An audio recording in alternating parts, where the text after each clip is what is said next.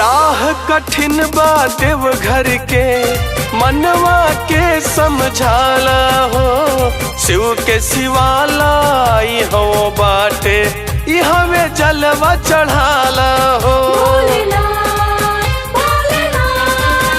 हो राह कठिन बा देवघर के मनवा के समझाला हो। शिव के शिवाला ई हो बाटे यहाँ में जलवा चढ़ाला हो।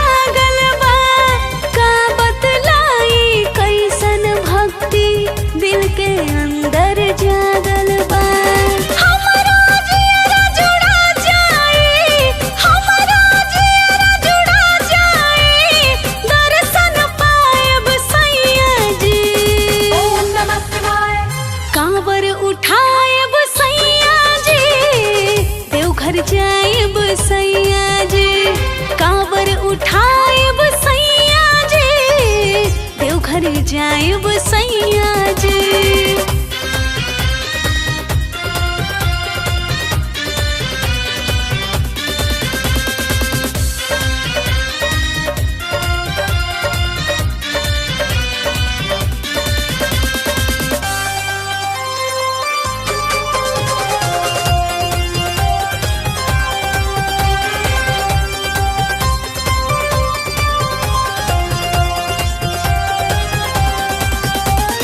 सुइया पहाड़वा चढ़ नहीं पैबू कंकड़ फोड़ा पड़ाई हो।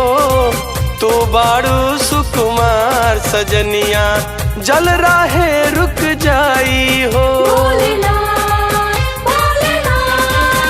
हाँ सुइया पहाड़वा चढ़ नहीं पैबू कंकड़ फोड़ा पड़ाई हो।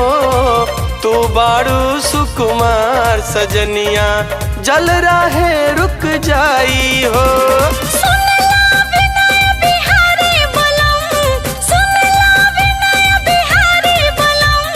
खुशबू भक्ति दिखाई जी। कांवर उठाएब सैया जी देवघर जाएब सैया जी। कांवर उठाएब सैया जी देवघर जाएब सैया।